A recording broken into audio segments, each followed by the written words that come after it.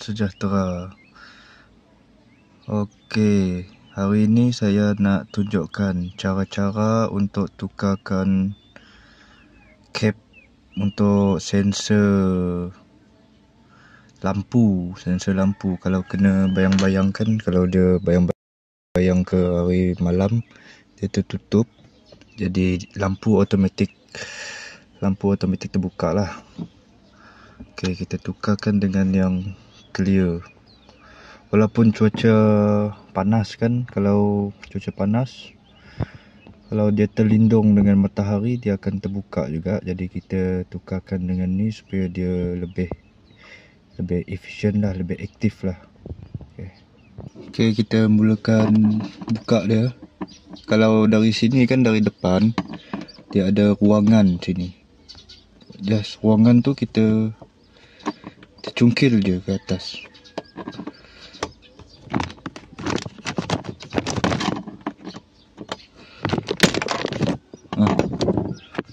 Dah terbuka. Okey, macam ni lah rupa sensor dia.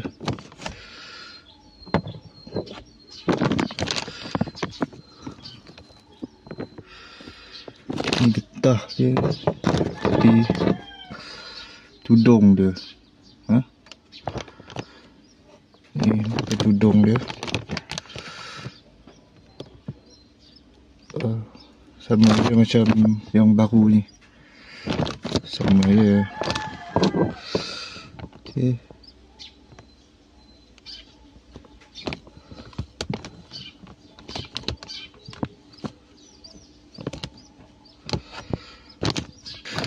Klip tepi ni dah tadi patah dia jatuh pergi atas ni. Kena hati lah buka dia. Lepas tu kita pasangkan macam ni je. Dia punya telinga ni macam ni, tepi-tepi kiri kanan. Hati-hati pasang. Okey.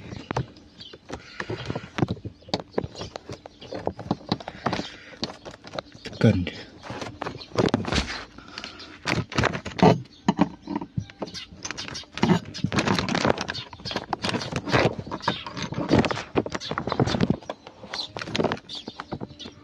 Tekan tepi ni. Dari depan ke belakang, dua-dua tangan. Tekan macam ni. Dia akan ada bunyi tek. Okey, dia dah fit lah.